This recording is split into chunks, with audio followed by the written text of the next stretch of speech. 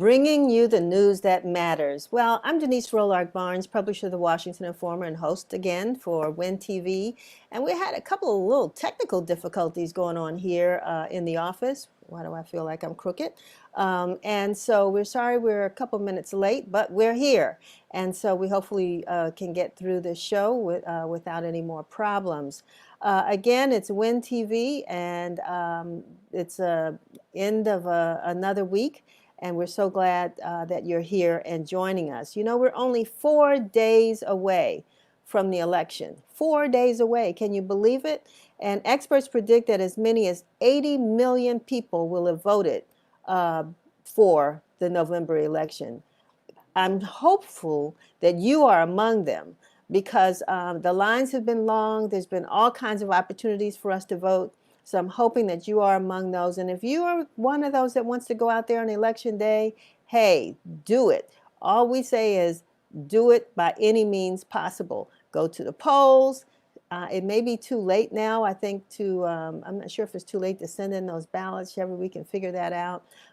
But anyway, make sure that you vote on November 3rd. I watched a film last night. It was a documentary from the 2016 election, and boy, just to have that feeling all over again was really, really intense. So we've done a little research, and when you know Trump, if he's reelected, will be the first and only impeached president in the United States to win re-election. And he would also be the first president elected twice without winning the popular vote. Interesting.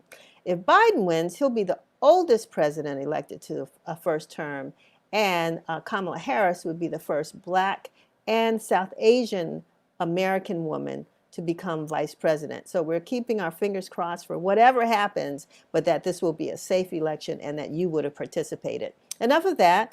We hope you voted, and again are planning to vote. In this week's issue of the Washington Informer, we want to make sure that you get that as well. Our time today is short since this is the day that WR Bridge TV will be coming on and carries the entire program. So we're not going to belabor much. I just want to get on with our interesting show. But before we do, I wanted to take a couple of minutes to introduce you to the sponsor of the next 10 weeks of Washington Informer TV, WIN TV. And so we will be talking with, after this short commercial, we'll be talking with Derrick Dickens. He's the Senior Vice President of Customer Operations and Chief Customer Officer for Pepco Holdings. He'll be joining us in just a few minutes. Don't go away. Hello, I'm Donna Cooper. We know that the coronavirus is creating challenges for all of us, unfortunately. In these difficult times, please know that Pepco is committed to continuing to perform our critical role of providing safe, reliable, and sustainable energy service for our valued customers. We are also committed to protecting your health and safety, as well as the health and safety of our employees and contractors. As a community partner, we also want to provide assistance for customers who may be experiencing financial hardship. We are providing $125,000 to the United Way of the National Capital Area to help those who are most vulnerable during these challenging times. We want to remind our customers of the many programs we always have in place to help you manage your bill, including budget billing.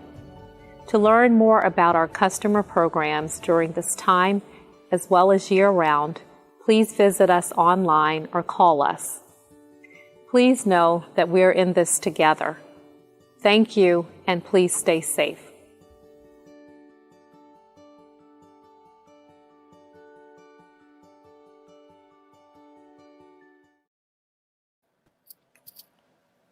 We're back with Mr. Derrick Dickens, Senior Vice President of Customer Operations and Chief Customer Officer for Pepco Holdings.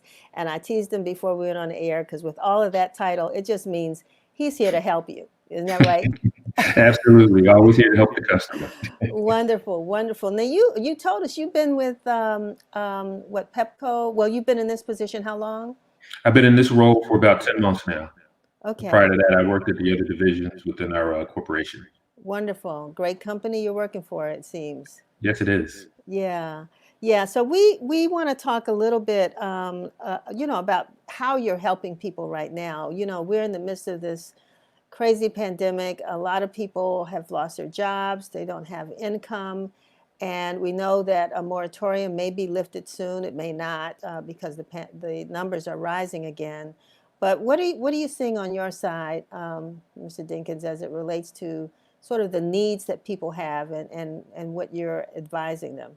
Well, clearly, as you see, the pandemic has pretty much put everyone in the turmoils of struggling to figure out how do we manage through this pandemic and continue our daily lives.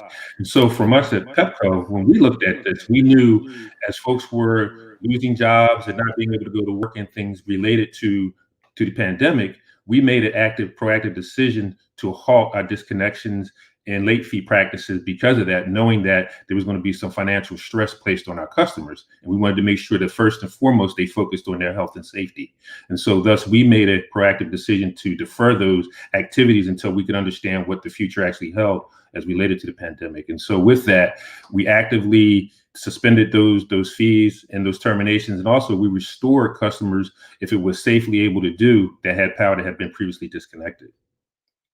Um, that's a good thing. I mean, do people just call you? Because sometimes, especially Black folks, we have a sense of pride, and we wait really late before we ask for help. But how are people told to reach out to you? I mean, but that's what we would like. We're basically campaigning and reaching out to our customers, having them to call us because we don't know what their true needs are unless they let us know. And so we give out different avenues in which they can contact us either through our web, through our mobile app, or even through the telephone by calling us. And if they reach out and talk to us, we can understand what their struggles are and we can offer a great deal of assistance to make them ultimately be able to manage their utility expenses while they're going through this pandemic without having that stress of worrying about, is the utility going to come and terminate my service? We're here to help you. And we want you to call us so that we can give you those tools and that information to continue to assist you in managing that and not have that stress as you're working through the pandemic. And while you're calling, people are getting phone calls from other folks and letters in the mail that says, we can lower your electric bill. Call this number and we can do this, that, or the other. Sometimes those calls are legitimate, I guess, and Yeah. sometimes they're scams. Can you talk a little bit about that? Sure, I can talk about that specifically when someone calls and solicits you to look for you to change your provider. That typically is a legitimate call. However, if you feel at any time that that's not legitimate, you can reach out and call Pepco to get an answer to confirm that. And also, if it turns out that you were having that conversation with this third party, and it turns out that they changed your service without your permission, you have recourse by going to the DC Public Service Commission and filing a complaint, and then calling us. We can help you work through that issue as well. But unfortunately, there are some companies out there that are calling that are basically trying to scam our customers, and that's very unfortunate. And so we need to make sure we're very careful as you start to answer questions to make sure that if you have any question or any doubt at any time, you should hang up and call us so that we're able to give you that guidance to let you know if that's a legitimate call or not. And is it the regular Pepco number that you see on your bill, or is there any specific number folks need Actually, you to? can call the regular number, which is 202-833-7750. You call that number, one of our customer service reps will answer the call and will be able to work you through and talk through your situation and answer your questions. Now, fortunately, or unfortunately, I don't know what it is. I haven't had to call that number. One of these days, you hate to call any number because there's all this information you have to give before you can even talk to a person. How does Pepco handle that, particularly as it relates to seniors, who just want to talk to a real live person? No, once you call into our system, you have the ability to either stay within our automated system or opt out and speak to a live operator or representative. And so you just follow that option based on the voice prompts or by the keypad on the phone. You'll be able to get to a live person and be able to talk to and answer your questions immediately.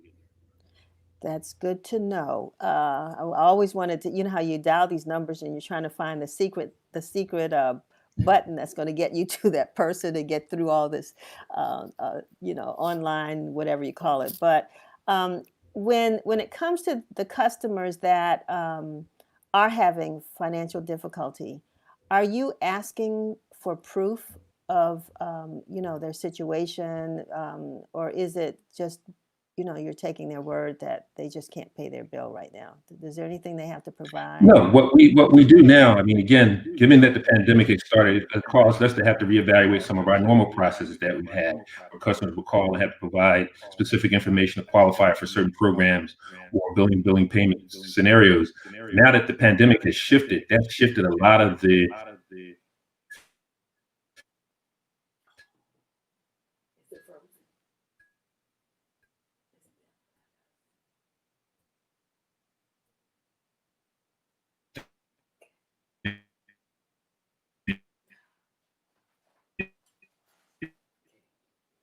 Looks like we are having, again, more technical difficulty. Mr. Dickens is frozen on us, and we certainly do want to get him back. And so let's see if we can get him back right now.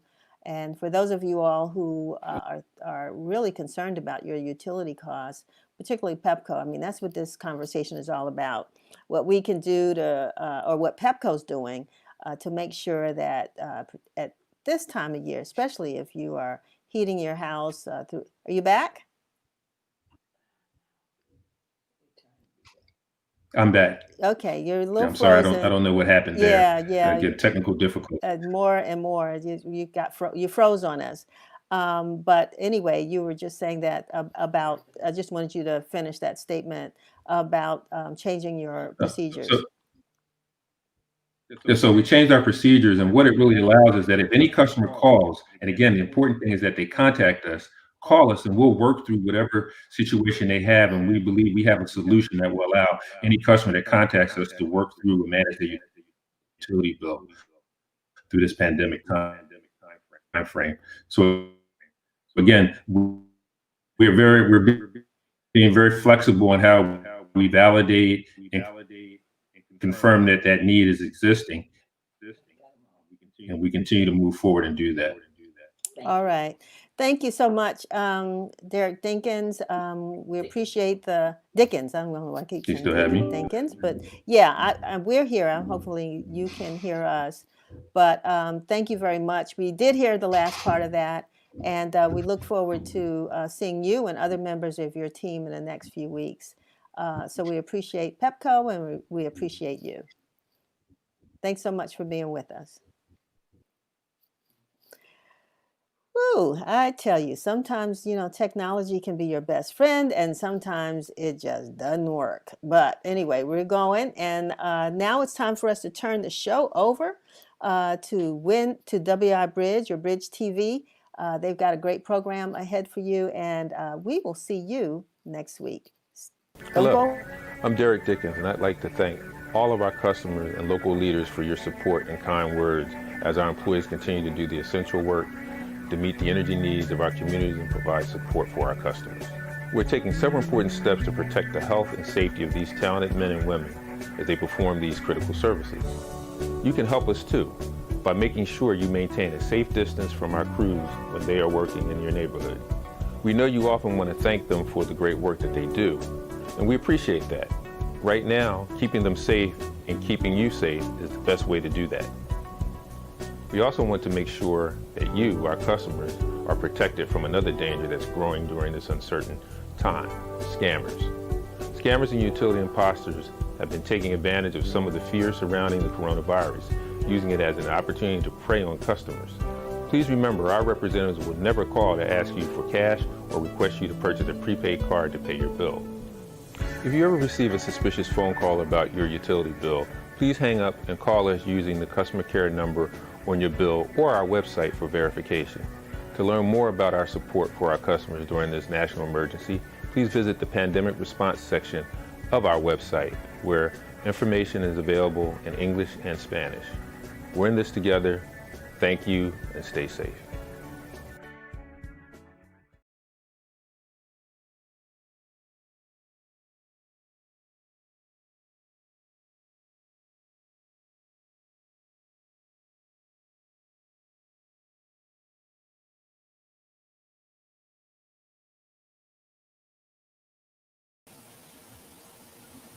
Hi there. Good afternoon. This is Marcus K. Dowling. I'm a journalist, freelancer, and I am a contributor to the Washington Informer Bridge. And welcome to this week's We Bridge TV. I am excited.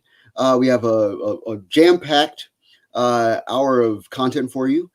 First, I'd like to thank our sponsor, Verizon.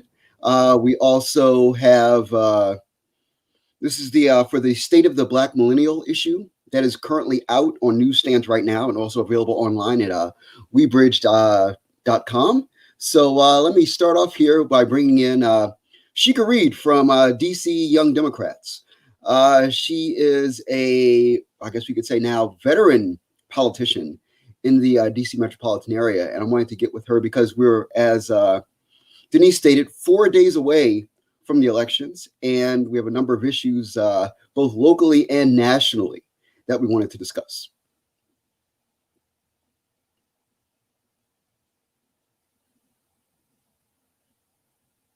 Okay, so first we're going to be going to a video from our from the editor-in-chief of the Washington Informer Bridge, Claudia Watts, who is going to give us her letter from the editor for this week's edition in video format. Everyone, it's me, Claudia M. Watts, the managing editor of WI Bridge, and just want to share a few words with you all about this month's State of the Black Millennial issue. These are by far the most uncertain times I've encountered in my life. Situated somewhere between a pandemic, its economic impacts, and a monumental election, it's hard not to wonder which way is up. If nothing else, 2020 has been a lesson in self-determination and the power of community. It's also served as a testament to millennial ingenuity. Despite the many downs, our generation has stood on the front lines of the battle against social injustice, taken a deep dive into self-care, and reevaluated our ability to thrive through financial literacy. This month, we explore the state of the Black millennial and celebrate our ongoing spirit of perseverance. While the night may be long and full of terrors, there is always light on the other side. I hope you enjoy this month's issue. Well, that was wonderful from Claudia. It's always a pleasure to hear from our editor. As I stated earlier, we're going to be having a conversation now with Sheikah Reed from DC Young Democrats, who I described as a now veteran politician in the DC metropolitan area. And this obviously, we're 4 days away from election 2020, and it's clearly, I think, locally and nationally, a time for great intrigue and importance. So I wanted to make sure that we had a good conversation in regards to things moving forward and next steps. Sheikah, how's it going? Hi, how are you? I'm I'm breathing. I guess that's the goal right now, right? the bar is kind of low, huh? Exactly, right. But so you're with DC Young Democrats, Yeah. And 2020, I think, is the first election that we've had in the memory of the city where the population is such that being African American and being a politician means that you're dealing with a broader scope and depth of issues than ever before. So I wanted to ask you first about that and the notion of how is DC Young Democrats dealing with this kind of evolutionary period in DC politics? Doing what I think our responsibility is and being engaged. So we have really been taking this opportunity to get active. So we've partnered with the National Democratic Party, and we're helping out with encouraging our membership, but also individually on our own as the executive board of the DC Young Democrats. We're doing calls to people in swing states like North Carolina and Pennsylvania.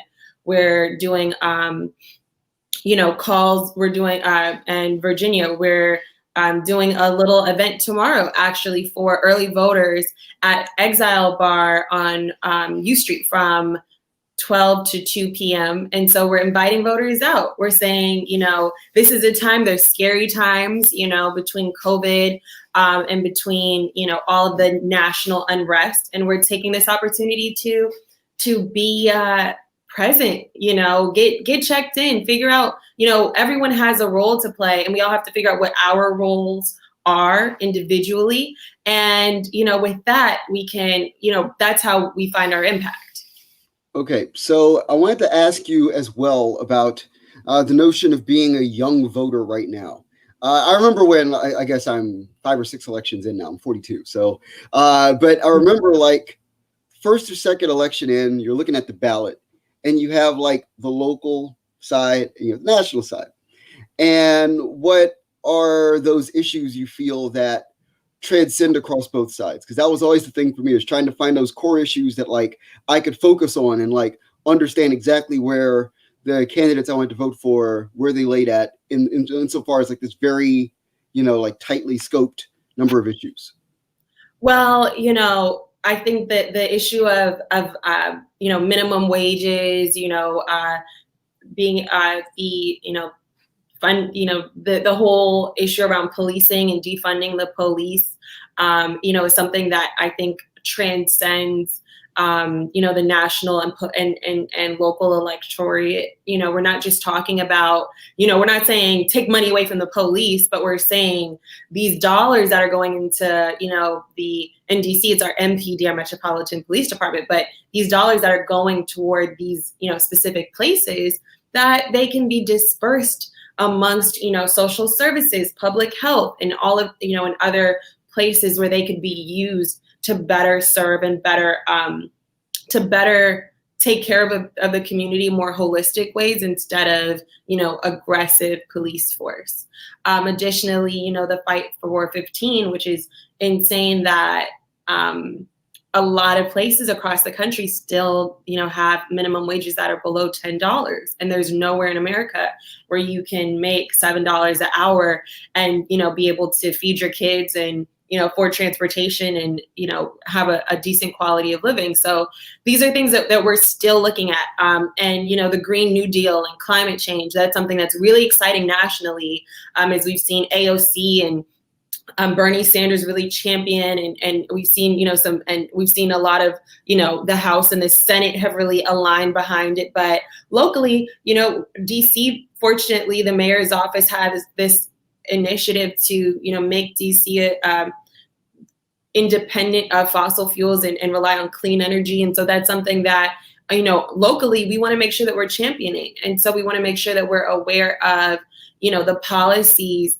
that are truly rooted in our personal beliefs. And so, there have been so many debates and panel discussions and opportunities for people to be able to see, what are the issues and what are people talking about? What are our local council member candidate and, at-large council candidates, what are their policies? What are they focused on? So, I'm always happy to, answer questions and, give any advice to someone if they want to have a better understanding of an issue. But I always encourage people to vote based on what they think is important. And sometimes it's difficult to really figure out until you really start tuning in and hearing, hearing what the hot topics are. Okay, so I want to dig a little bit deeper into that and ask you a simple question that has a bigger answer, I presume. What is the most important part of being young, Black, and politically active as a Democrat in DC in 2020? That is a difficult question. I would say the most important part is self-care. I think what Claudia was. I'm not going to ask easy questions. I'm here for you. But, as Claudia said, we can't lean into our fear. We don't have the luxury of deciding, well, these are issues that impact someone else or someone else is making these decisions. So, I don't have a say. We all have a role to play. Nonprofits like Color of Change, we're so active and engaged in covering such a wide range of topics, are really good to follow. If you feel like you don't know where to plug in, follow the leadership. There's some phenomenal thought leaders. You have the Urban League, you have NAACP, you have Color of Change, you have Black Lives Matter. There are all these really great organizations that are doing the work and the research. And so maybe you don't align with every single policy that every single organization has, but by engaging with them and talking to them, it really gives you the opportunity to be better informed.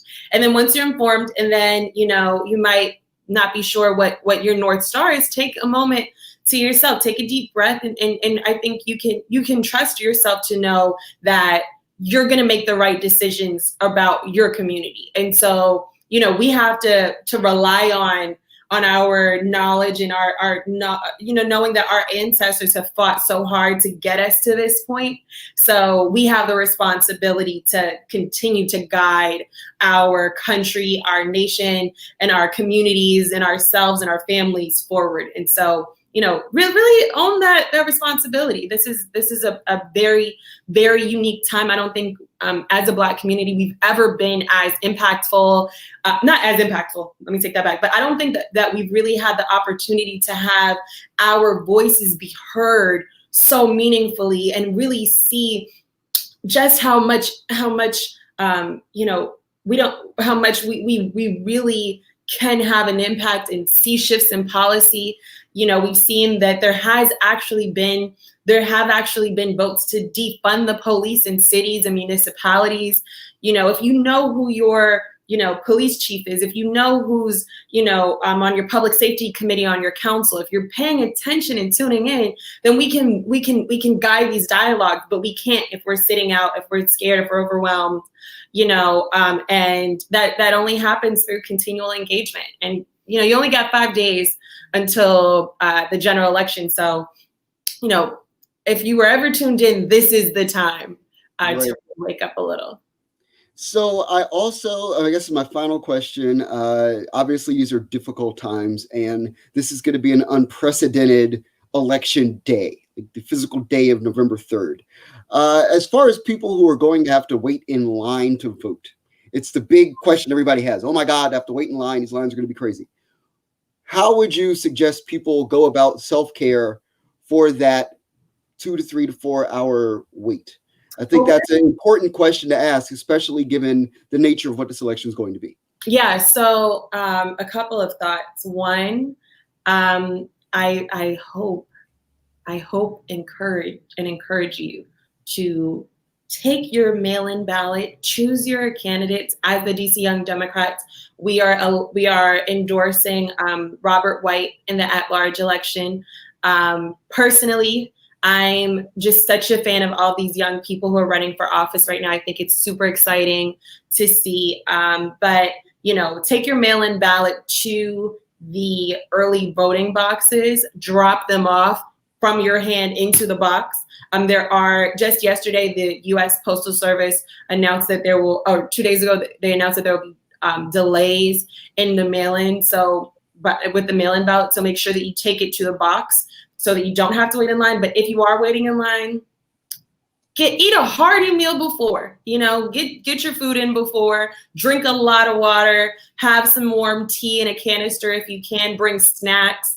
Talk to the people who are in line with you, you know, find out what they care about, figure out what are their, you know, there's strength in community. So, you know, maybe you guys don't agree on things, but maybe, you know, you have someone to keep you company during this time, hopefully 6 feet away from you in both directions. But, you know, give yourself a chance, you know that this vote, you know, so people would not have lost their lives. And I know we say it, and I think sometimes we kind of gloss over it, but people have literally lost their lives and fought so hard for so many groups of people not to have the right to vote because of the weight and power and strength of that vote. So, you know, when we're saying that vote matters, it matters so much more than I think we're even aware of sometimes. So really take that, you know, this is your civic duty.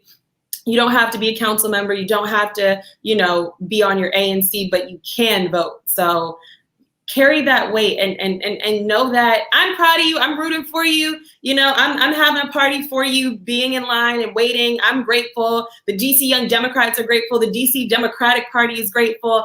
I can speak for all of the people who are across this country who are saying, get out and vote, all of the people on TV, all the people on your social media, everyone telling you to vote. So we're proud of you and we're grateful for you for exercising your civic responsibility, but do it well. Call your cousins in rural Wisconsin and Michigan and across the country, tell them to vote Democratic, because we're not playing. But this is our year. This is really the year for us to use our voices. So I'm so grateful to the Washington and former Bridge team. Thank you for inviting me and giving me the opportunity to speak today. Thank you for your wisdom and your dedication to journalism and telling these stories and uplifting our community. And keeping our community informed. And so Lafayette and Claudia and Marcus, thank you so much for giving me the opportunity today.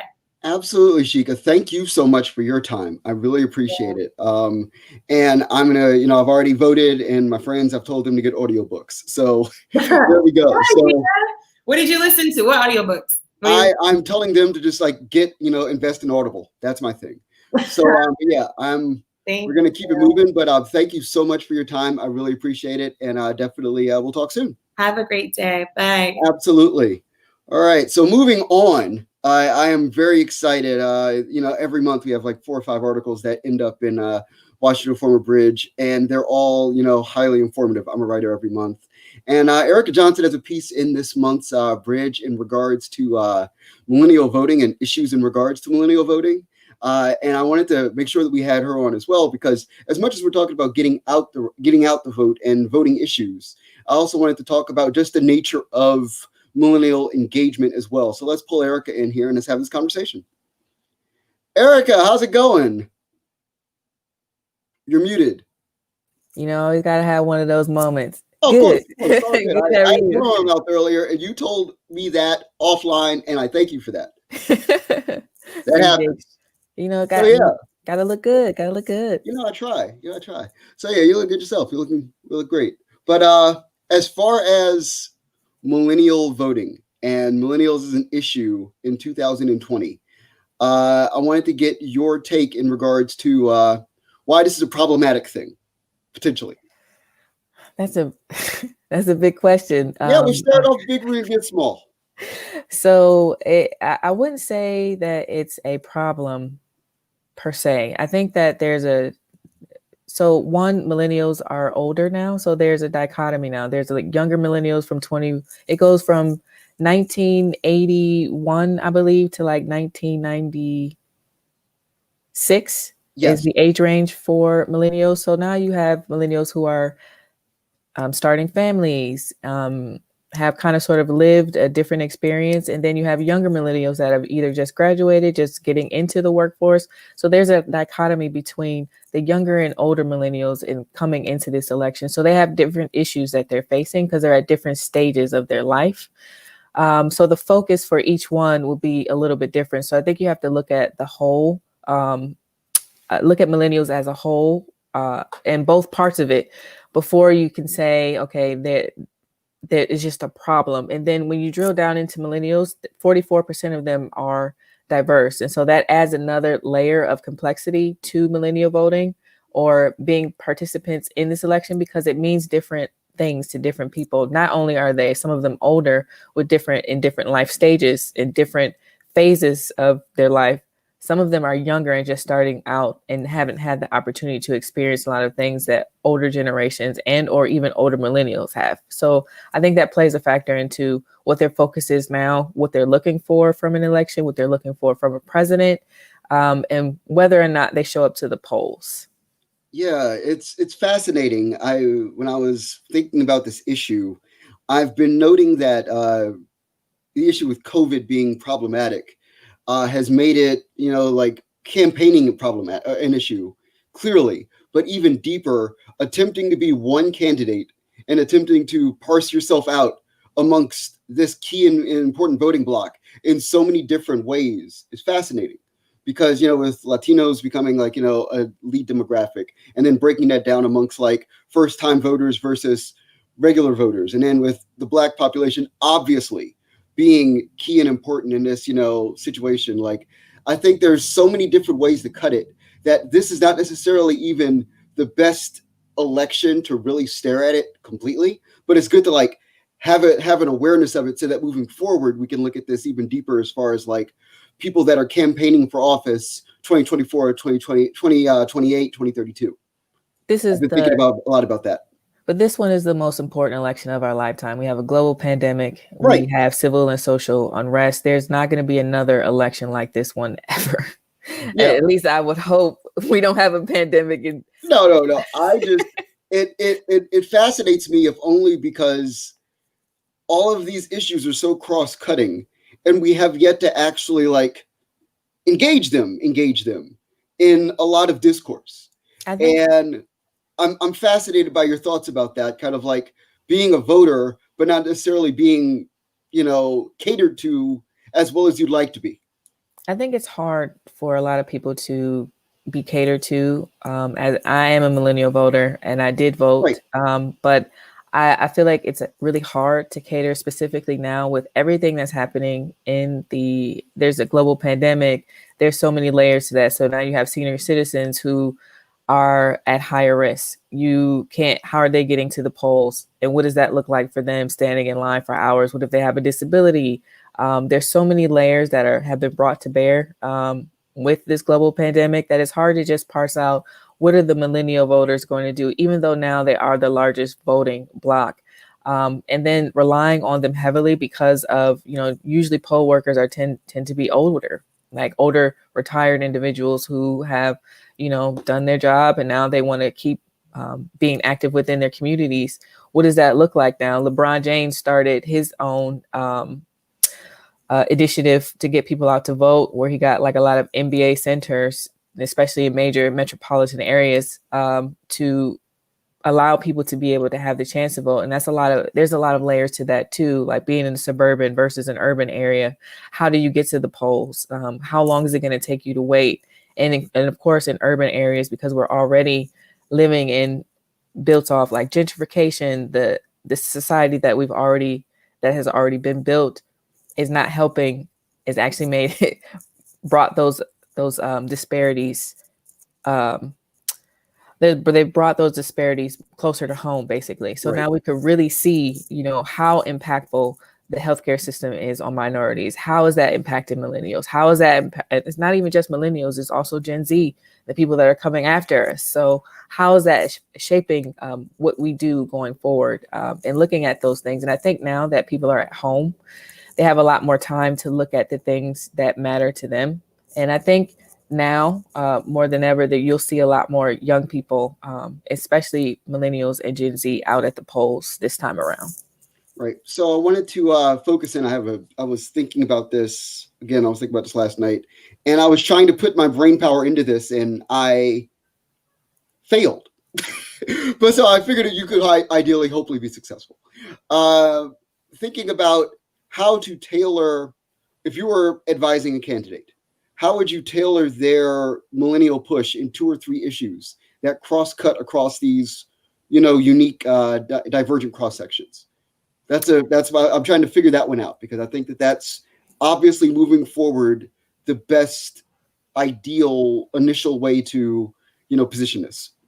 I would say for millennials, if you're a politician trying to cut across the things that matter to them, student loan debt is one of the biggest issues facing millennials now. Is one of the reasons why they haven't been able to reach a lot of cultural milestones of adulthood, like, getting married or starting a family. So all of these things. So right now in the US, it's 1.6 trillion is the US student loan burden overall. And minorities, particularly Black minorities, tend to borrow at higher rates than their white counterparts. So there's a lot of issues that face all of millennials and people in Gen Z as well, all of millennials, but then specific issues also touch minorities a little bit harder because of the history of oppression that we've had in this country. So student loan debt is a big one.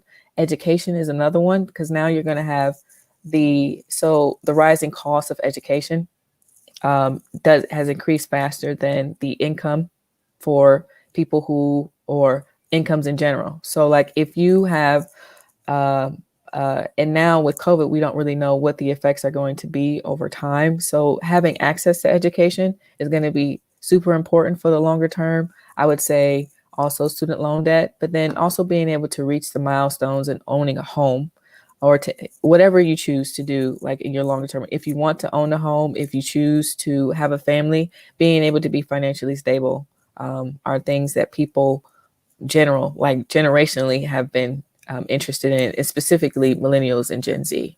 So I think, and then also using platforms to reach them at the level that they are at. So, Instagram is more for younger users. Facebook tends to be like older. You get a lot of a mix of everybody, older, younger, millennials, Gen Z on there, but primarily older millennials and older generations.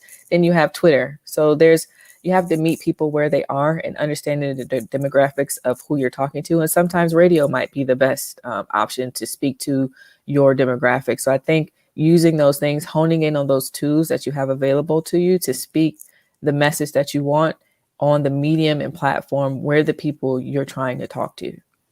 Right. So I guess my final question would be looking forward to post 2020, whomever wins. I think that one of the more fascinating issues that's going to arise is when you have millennials in Congress and millennials in municipalities who tend to have not as divergent concepts when it comes to policy and forward, thinking concepts as far as, bringing people together. Your thoughts about that and kind of like what that looks like, because I'm fascinated by the bloc obviously just forming in the Democratic Party and folks like Tim Scott on the Republican side who tend to be a little bit, I think, more open-minded towards the idea of coming towards a middle ground. Your thoughts about that? So you're asking whether or not about millennials having some sway in Congress, and thoughts about that. I think in the longer term, there may be people want change, but what kind of change they want, because there's not a guarantee that there's going to be a lot of younger millennials in Congress. There may be an upswing in that depending on how things shake up in this next election. But what that means, when you become a politician, you kind of sort of have to have a global perspective and not just focusing on who you are as an individual. Just like when Barack Obama was president, he couldn't just focus on being Black. He had to be the president for the nation, for the world, basically, because everybody watches what America does. So if you're going to be, whether you're a millennial or not, your focus is going to be your constituent base. And so working together with those politicians to achieve the policies that meet your constituents' needs is always going to be should be your primary focus, because that's how you got elected in the first place. Right. I agree. I think that it just fascinates me that there's like blocks of millennials that exist in Congress and they're standing there together like, we are going to do this. And it's a unified front that I think represents something that we haven't seen in Congress and seen in politics like ever, of people of that age bracket doing something so unified. I think that's also an important thing. There's a lot of unprecedented things happening, and I hate using that word. It's an unprecedented time because everybody says that all the news. It's true. It's the best word. But there's a lot of things happening in the world right now, and nothing brings people together more than tragedy, unfortunately. So the things happening now, I hope that what the millennials are doing now will continue even after the election that we have, because it's one thing to be in the moment and want to be a part of history, but it's another thing to continue making history after the dust settles. Absolutely. Erica, I've loved this conversation. If you can give people a sense of where they can reach out to find you, I'd love that. I'm on Instagram at the Original Femme Fatale. I am on Twitter, but I don't use that. It's called ePoppins1. But thank you for having me on the Washington Informer Bridge. Like I have a political science background, political science major from college, and it's always cool to be able to be on the same sides of the coin, but different parts with somebody and be able to, have that conversation. It's always wonderful. Thank you for having me. Absolutely. All right. Well, that was Erica Johnson. And up next, I have Darius Baxter from our Good Projects. We'll be discussing a wonderful social justice campaign for African Americans. And we'll have a commercial and we'll come back. The vote is the most powerful, non-violent tool we have in a democratic society. We must not allow the power of the vote to be neutralized.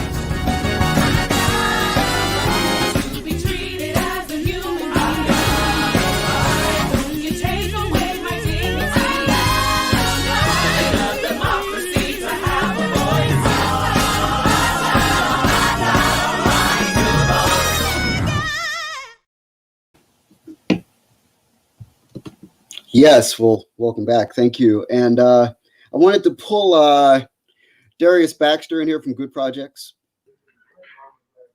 Darius, how's it going? Hey, guys. Hey, so definitely. Thanks for being on. Yeah, we're talking about the Black Voices for Black Justice Fund. Yes. We're really excited to have launched it this week. We're really, really excited. Yeah, definitely. So I have the press release here, and I get like tens of hundreds of press releases every week, but I don't get ones that say that there's a commitment to support the activists, artists, and organizers who are defining the way the Black body must be respected, the Black body must be protected, and the Black body must be treated with dignity in America. That's just a mind-blowingly powerful statement. So I wanted to get your reflections on why so direct at this time and why so empowered and powerful. Well, thank you for opening with that, Marcus. I'm really glad that will set the tone for our time that we get to talk today. But when we were first approached by Tonia Wellens at the Greater Washington Community Foundation, after we returned from the Purpose Tour, it was very clear when talking to her that she wanted to work with us because of our bold ideas. And because in this moment in time, we weren't scared to stand up and say that we are Black leaders. The Black Voices for Black Justice Fund is not for the shy, it's not for the meek, it's not for the humble. It's for those that in this moment in time are willing to stand up and say, hey, there's a lot of work that needs to be done, and I'm willing to stand in front of the things that I'm doing in communities in order to change the way, to the point that you just read, the way that the Black body is treated in America. We have a lot of work that needs to be done, and if we operate with a passive mindset or a mindset that we're going to be scared of who we are as a people, then we're never going to get anything done. Right. So as far as thinking about this in, context of an election, just being able to like have this idea come to fruition and then being able to look forward no matter what happens. I think that's the thing I've been trying to push so much in, hosting and talking to folks is like, no matter what happens, like the next steps forward have to be the same and have to have the same level of force and impact behind them. Your thoughts about that? Yeah, I was having a very interesting conversation about this last night, and I'll just go over it briefly. Every generation of the movement for the liberation of the Black body in America has adopted a different approach. Take it back to even before MLK. Somebody that he looked up to very deeply was Gandhi. And Gandhi took this very nonviolent approach and a direct service approach, where being in the community, living a life of poverty, to associate yourself with the people that you're working with. Pick up a Martin Luther King and a Malcolm X who took a similar approach, but a little bit different. They added in this element of organization, literally the organizations behind them, supporting them as they move forward in their fight for equality and justice. And then after that, you had a generation of folk highlighted by an Oprah Winfrey, highlighted by Robert Smith, that were able to benefit from the productivity of that era and were able to create create ownership and be able to take a part of the market of the American economy. And now we have our generation, we have younger millennials, and we have Gen Z who are able to look back and reflect on the history of leaders that have come behind us and take the best practices from all of them. But the thing that is most upsetting, and one of the reasons why we launched the Black Voices for Black Justice Fund, is although we've created a movement that is decentralized, what that's done is left a lot of our leaders out on islands by themselves. And what we wanted to do, not just through our words, but through our actions and through our wallet, is make a sizable commitment to say, okay, I understand you don't have to be a part of an organization to be making change in the world today. And we understand that, and we see you, and we want to be able to support our leaders. And again, not just through words, but through actions, through bold statements, through bold actions, through bold policies, through bold activities and innovations and initiatives. And that's why we're here today to announce the Black Voices for Black Justice Fund, which everyone can apply for at blackjusticefellows.org.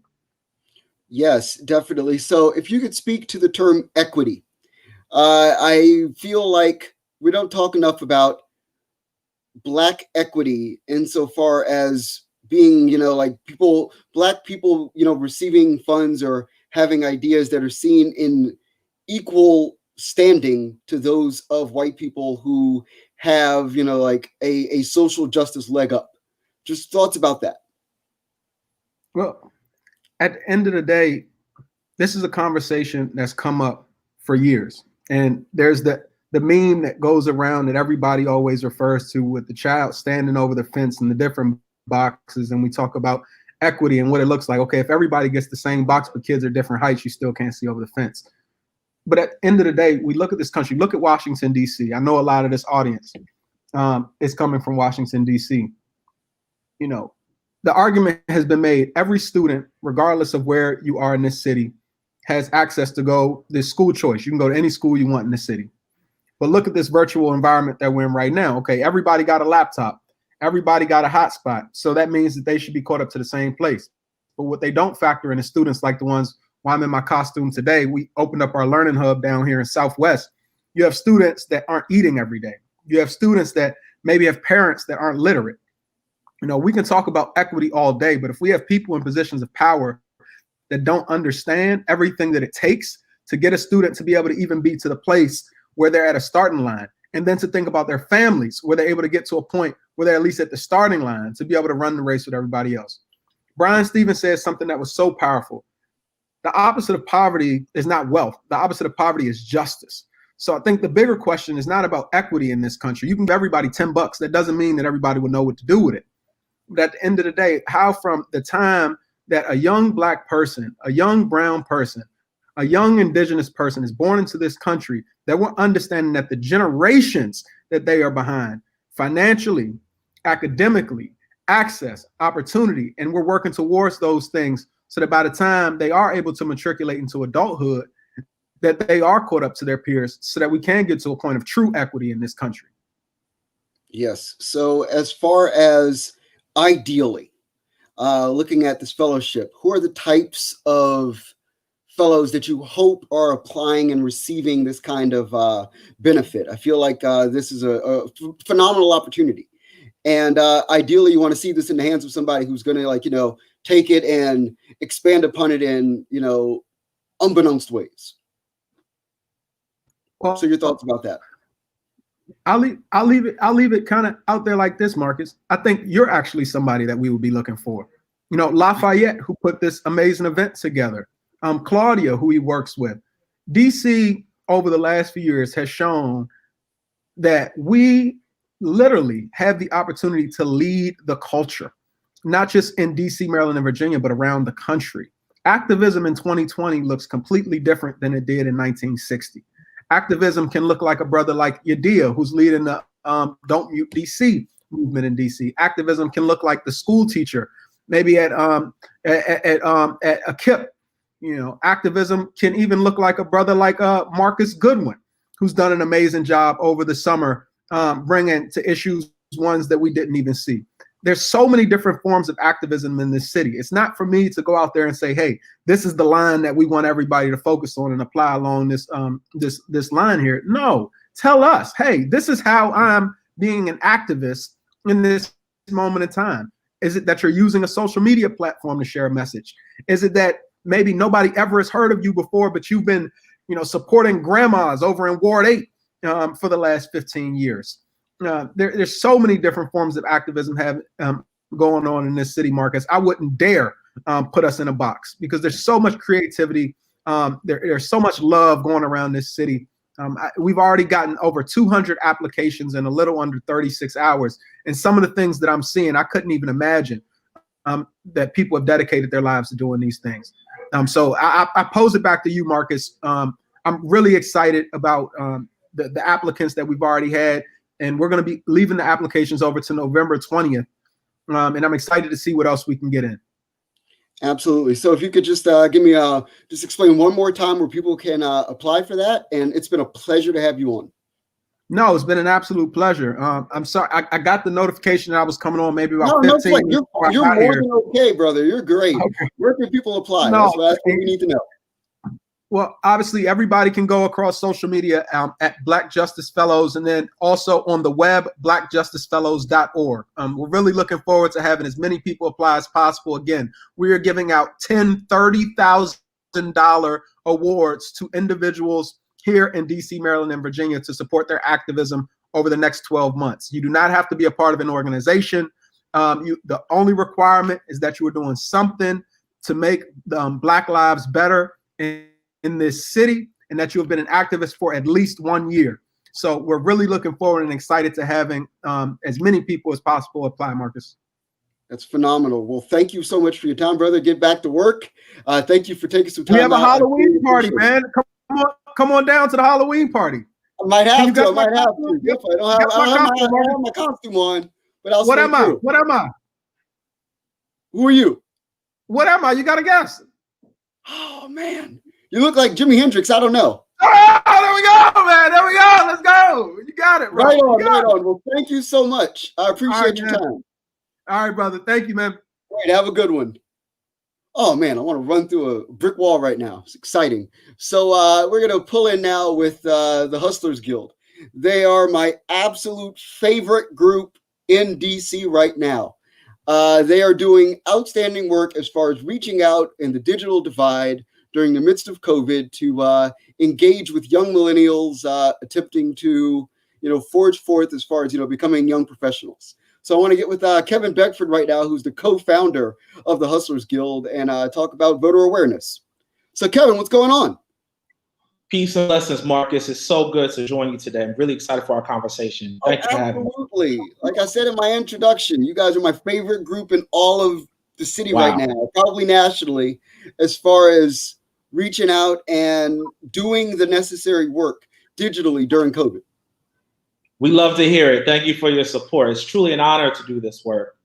Yeah, of course. So when it comes to the point where you're at an election and you are directly impacting the lives of so many millennials, and then you hear, like I talked earlier with Erica, we're talking about this is an important election, super important election for millennial engagement. What goes into the point where you and Yasmin and everybody are sitting down trying to figure out how you're going to get out, get out the vote amongst your group of people? Sure. So first and foremost, Marcus, again, just have to say thank you for that brilliant introduction about the Hustlers Guild and the organization. We about 3 or so months ago, 4 months ago, really made a pivot to really focus our primary attention to civic engagement, to getting young people, young Black and brown people involved in the political process. We are living in some unprecedented times. I too, like Erica, hesitate to use that word unprecedented, but it truly is, right? Between COVID, between the realities of a hashtag being introduced on the daily, people, young Black and brown people are living in an interesting time and have questions as to, what is in our policy that's affecting, the livelihoods and the ways in which we're able to live now. There's a lot of trepidations and just desire for information around policy and practice, and and there's also a lot of angst with the political process, right? I think a lot of unfortunate realities for Black and brown people have been longstanding, but they've been highlighted during this time, right? And so we made this pivot to really engage young people, to provide information and to show them how they can show up, right? And make their voices heard. Right. So as far as looking at that, I love the fact that you guys have really engaged with the celebrity community. I think that there's no easier way to get people excited about something and to combine intellectualism with the commodity of cool. And when you put that together, then dynamic things happen.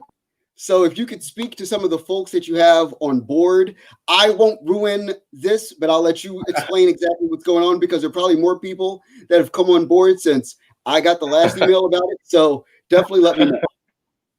Yeah, right. And so a big part of our effort in engaging young folk civically was to make participating in the process cool.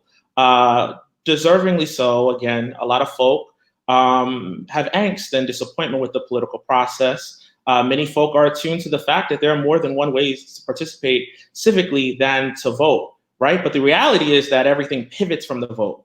And so in combination with having honest and authentic conversations in our programming, we've partnered with a host of celebrities to bring awareness to voting and to discuss the intricacies of voting and to address those trepidations and concerns and answer those questions that folk have. And so through partnering with When We All Vote and Matt Barnes, who's been a dear friend of the Hustlers Guild for a while, we launched a series of workshops and events targeting HBCU students specifically across the nation, working with we targeted student leaders from these organizations to essentially ensure that they have the tools necessary to train students on their to train and to teach rather students about things like absentee voting and early voting, many things that are important, especially to first-time voters. Again, with the trepidation, it's all about that many have. It's all about making it cool, right? And so,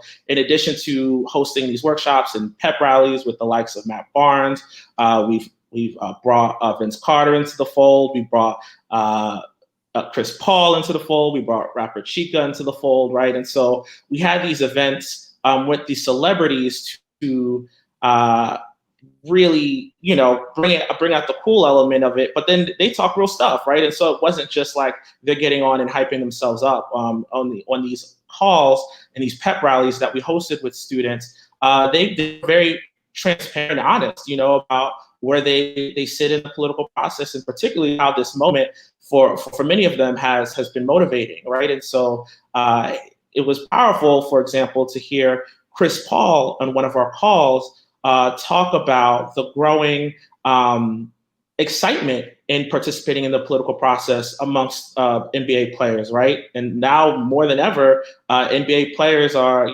there's always been a desire to be socially active, but it's increased dramatically, and they're all like a part of the process even more now, right? So hearing that conversation juxtaposed to that given by Vince Carter, who was in the league at an earlier time, and it was a different space in terms of social and political engagement, was powerful, right? And so hearing Chris Paul talk about, what motivated him to really get involved, and other players to step up to the plate and get involved more, and how they're using their platforms to essentially get others to vote, was pretty dope.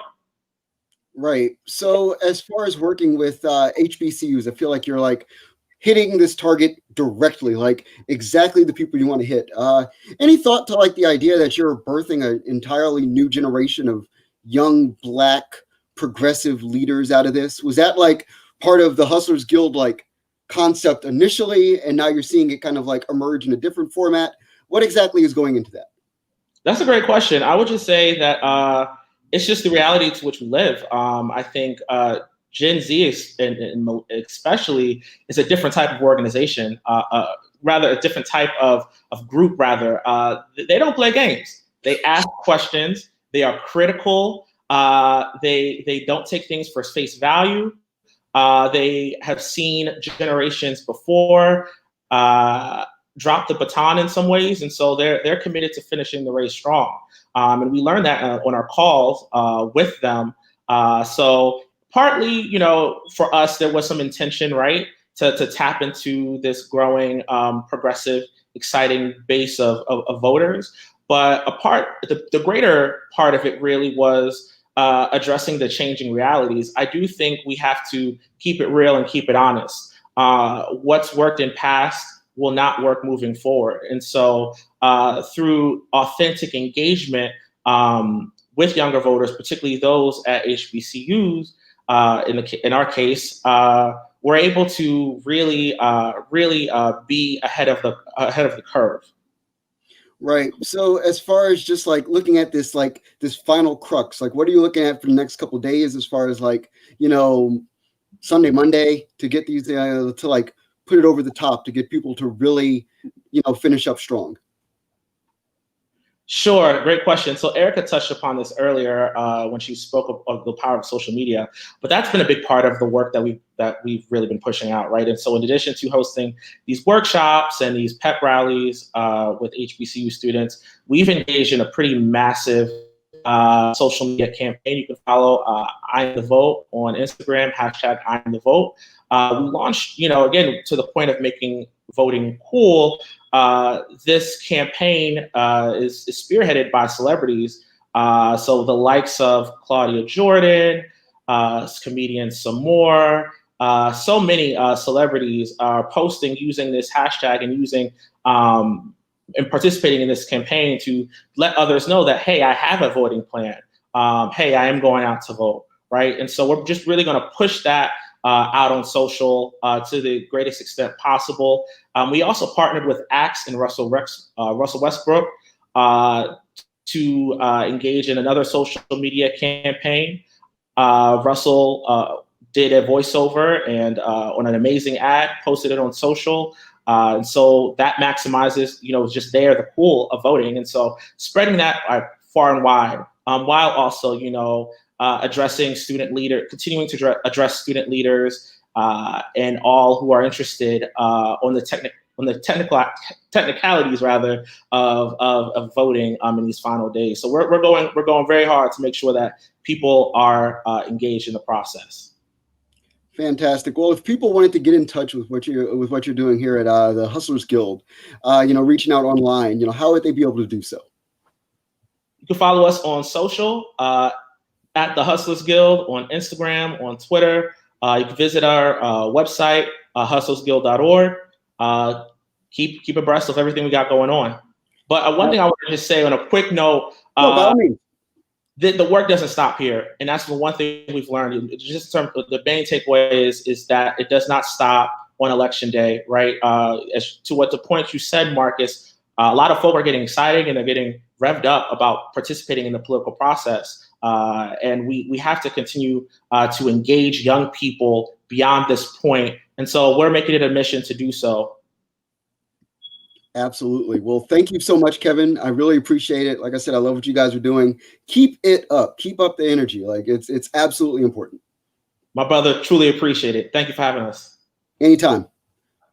All right. Well, that was Kevin Beckford from the Hustlers Guild. And again, check out what they're doing. Like seriously, if you ever want to see one group that's really knocking it out of the park consistently in the DC metropolitan area, as far as the digital and real-time divide during COVID, Hustlers Guild are the people. We're about to get into the Sounds of the DMV segment. It's turned into another one of my favorite segments that we do weekly here with Bridge TV. This week we'll be focusing on the Jogo Project, who tonight will be playing on the HR Records live stream on Instagram at 9 p.m. Eastern Standard Time. So you're going to get a little taste of who they are prior to tonight's performance. So take it away, Lafayette, with the Jogo Project.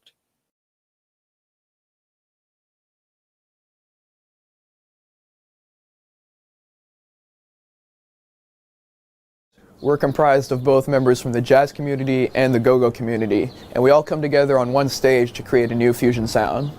But we're committed to keeping the jazz element strong while keeping that old school go-go pocket driving.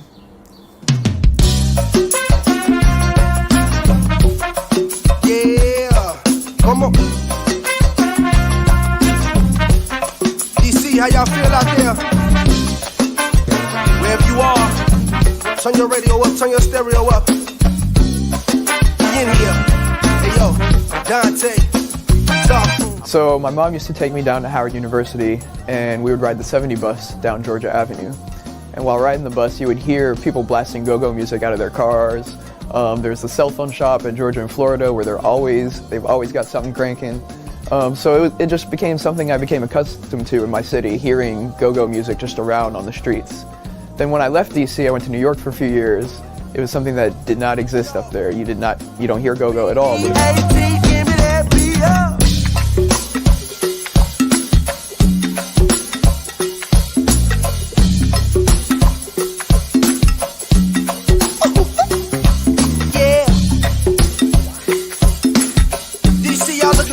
Out there.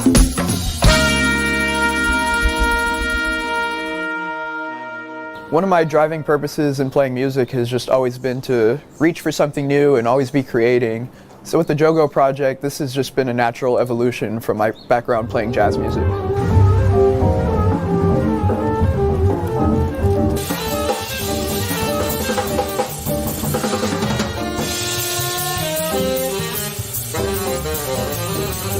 A lot of people in my generation don't appreciate the legacy that came before us.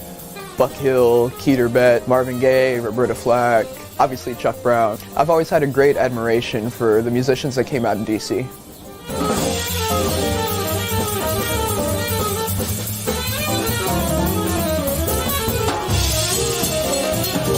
So I received a phone call from a drummer in town, Robert Mousy Thompson, who played with James Brown before James Brown passed away. And he said, "Hey man, Chuck needs a sax player. Can you make a gig next week?" And I said, "Yeah, I can make it."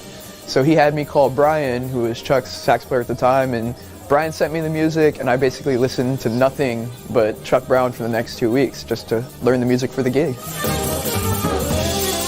I played with Chuck for the last year of his life until he passed away in 2012.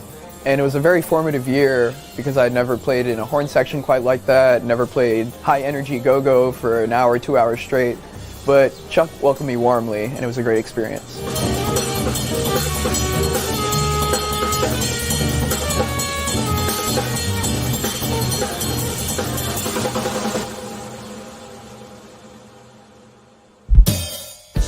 Well, Chuck Brown was a jazz and blues guitarist, so one thing we do with the Jogo project is just try to continue that tradition of keeping jazz and blues a strong element of go-go music.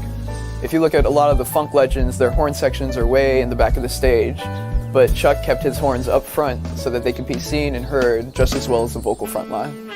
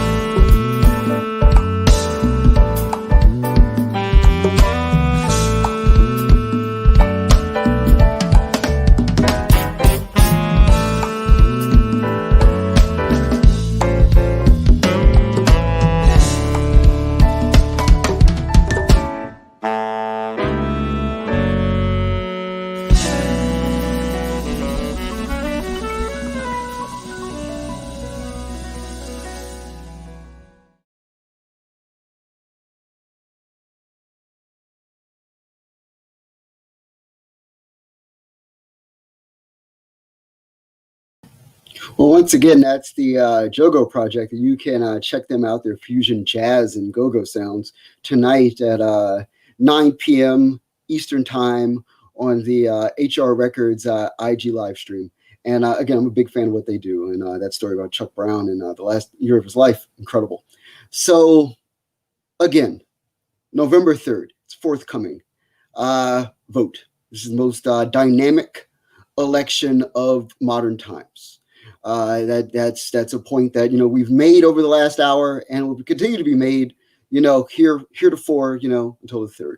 So definitely get out the vote. Also check out the latest edition of the Washington Informer Bridge. It is currently available inside of the Washington Informer that's on newsstands right now, and also you can check us out online at webridgedc.com. Shout out to the guys at Candor Labs for putting together the site.